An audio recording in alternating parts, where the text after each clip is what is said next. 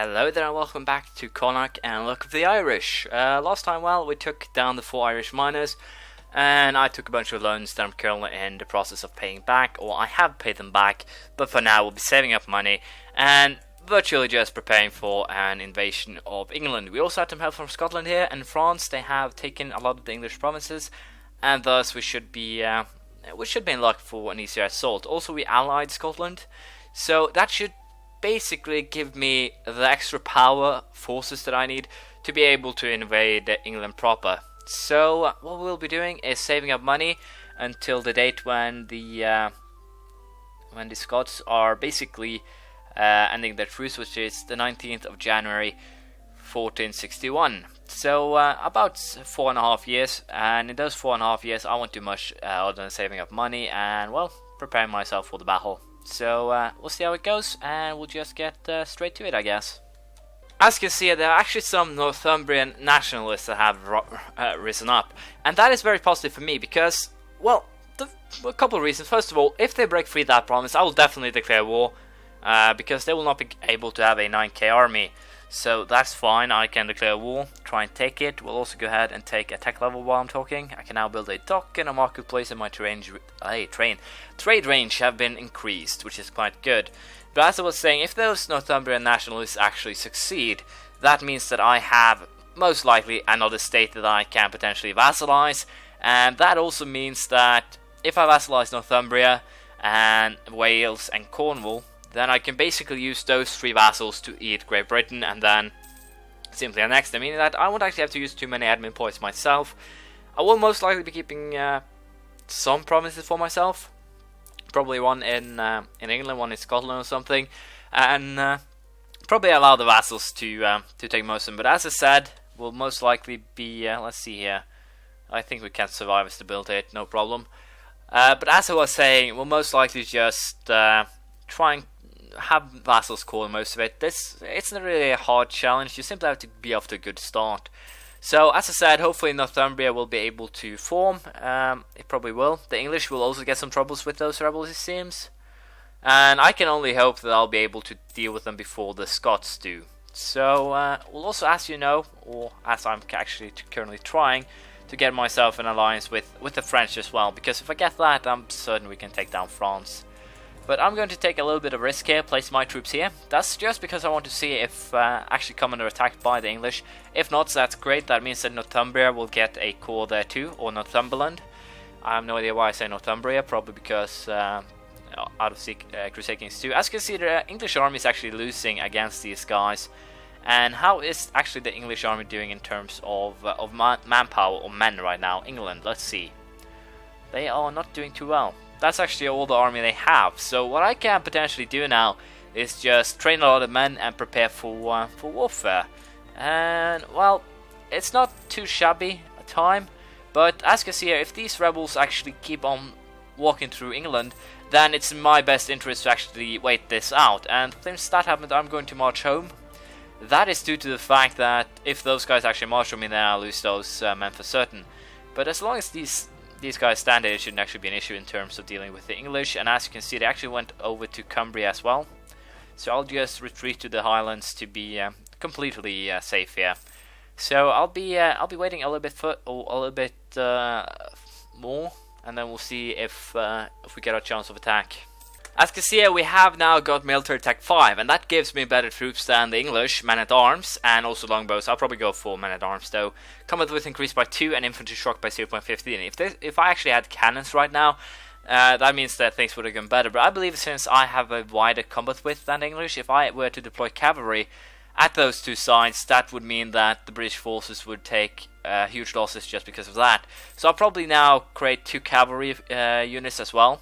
I'm currently training some men. We are more or less just preparing for, to get ready for the war against, or the inevitable war that is, against the English. They do have a lot of, or some forces now, but they still do not have enough to actually pose a serious threat. So for the time being, we'll not do too much. We'll simply be, we'll simply go for the longbow then. We'll simply be aiming to get my troops in, in good shape. We'll actually go ahead and purge them. No real reason for me to have worse discipline than the English due to an event. But yeah, I need to have at least some forces here in order to have a fighting chance against the Englishmen. So I probably create 2 horse retinues, or why do I call them retinues? I haven't played. It's not that I have played Crusader Kings 2 or starting up a new series there. It's not like that. It's simply I have them on my mind. I have no idea why. It's probably due to the Irish miners and that I have played them a lot. But as I was saying, we'll be, as you can see, preparing for an attack on the English here. Great 2 Latin Knights, and I think that is basically it. I'll be hiring a lot of mercenaries before the war starts. But we'll just be preparing, waiting for the War of the Roses to fire, and then I think we are ready to go. So we'll see how it turns out. We got our first, we got Admin Tech 4, which allows me to take a group of ideas, and I'm a little bit unsure what I actually want to go for here. Potentially I should go for quality to boost my army a little bit, infantry combat ability plus 10%, and all that, and I think we'll actually go for quality ideas first. We will of course be also boosting my my military a little bit while. I think I'll actually go for 1 more military level before we take any quality ideas. But with the quality I will be able to field a better army than the English, although it will most likely be significantly smaller. They are still at military level 3, or military tech 3 in this case. And as such, I think I actually have enough to well, start causing some serious trouble for them. So what we'll be doing here now is hiring, I think, well, 6,000 or 6,000 mercenaries is basically it. Shipping them over to Scotland, and then I guess we'll be ready to declare war here. As you can see, I will be upping my maintenance already. It will be expensive. I will have to take probably a bunch of loans, but I should be fine even so. So the real goal here is just to take England before anything severely happens or they start getting uppity. Well, we've already taken our first loan. This is a bet, really. I can't actually say that I will win, but as I said, it's better to try and attack them at an early stage because, well, why not? It's basically when they're the most vulnerable. They have worse tech than me. They and as such, they also have worse troops. I have no idea if my medieval infantry, that's probably the same level as what they have. So in turn, I think this army is actually stronger than theirs. We'll test strengths or butt heads with them, I guess I could say, soon enough. So it's not really a problem. We'll get our troops to the front line. I guess we can go ahead and declare war straight away. And yeah, they're still allied with Portugal. That could virtually be a very bad risk on my part. So I think I'll actually go for taking Meth here. That is basically what I should do. So we'll give it a go. There we have it. We'll be attacking their armies head on, and I think I should be able to win it even so. And we'll also go ahead and, well, set them as my rival, of course. And that was not really what I want to do. I want to take a couple more loans. As you can see, I do have, at this stage, I suffer about 1 loan a month in advance, so I might actually end up bankrupting myself here. But I have never actually done that, so it would actually be just fun to see how it actually turns out. So my king's, or the king's reputation torn, is some sort of propaganda text is circulating the court of how Target V is a ruthless powermonger. This might impact our relations with other countries. We'll embrace the reputation, clearly. Why not? And yes, as you can see, I think we're actually going to beat the English pretty severely here. And we did. They'll probably run back to London, so we'll hunt them down, try to destroy them, and I'll be using these 2 to siege Meth, and if I can actually just get my troops back home too, that would be great. But it seems that the English army here, this is actually kind of weird, because as you can see, the army doesn't have any morale, so it should have been destroyed, but still, instead it's allowed to fight.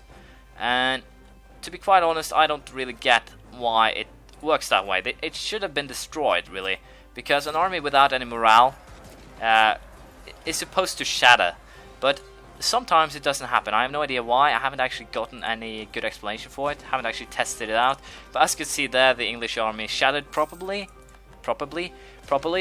and I'm pretty sure now we can destroy them. I'll most likely create a siege unit of 4,000 men or something, and then I'll use the remainder basically to hunt down these 1,000-man troops that they will be spawning.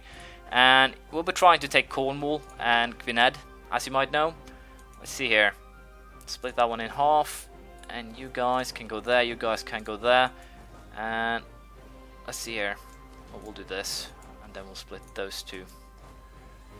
One over there, and one over there. And then as I said, I'll be using this one simply to keep the 1,000 units that the English create in check, destroy them as they well, are trained more or less. So we'll see how if that actually works out or not.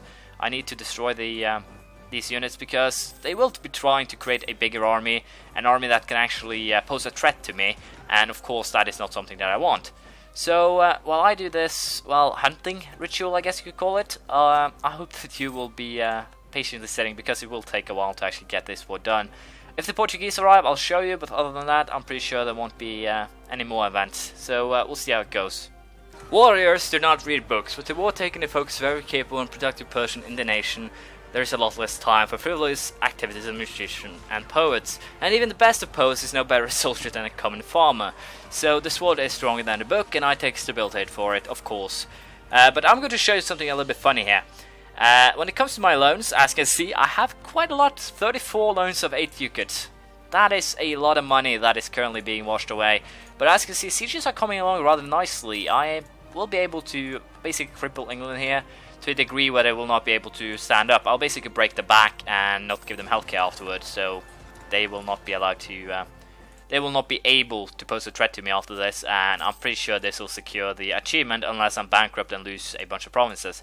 Because as I've said, I have no idea how the bankrupt mechanics actually work in this game, so it'll be interesting to find out. I'll most likely end up going bankrupt, worst case scenario, but it would really not be surprising. So with that in mind, we'll keep on the sieges and we'll see how it turns out.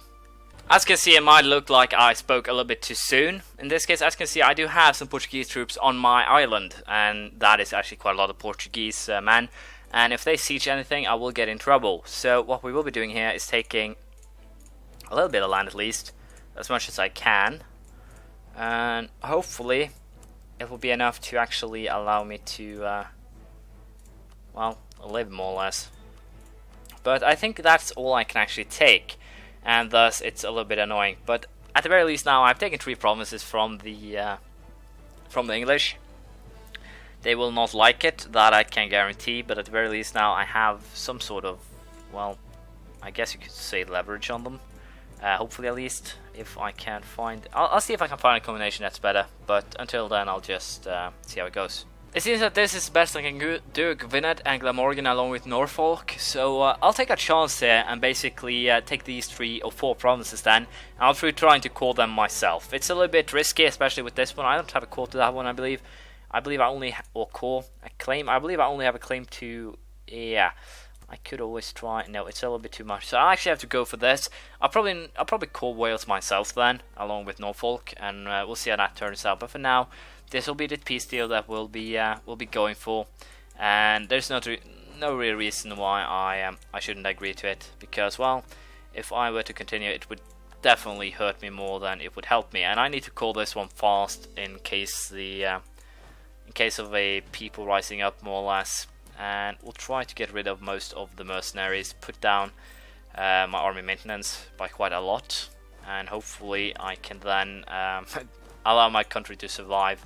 We'll see if I'll simply have to run for that now. But as you can see, loans are coming due, a lot of them, very soon.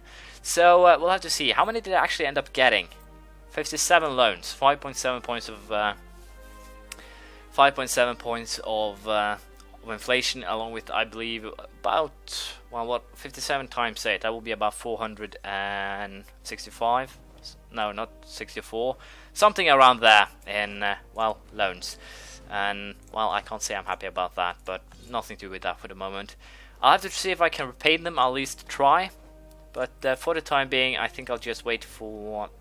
I'll actually go ahead and take the first quality idea to boost my infantry a little bit. Should help if I get into trouble here.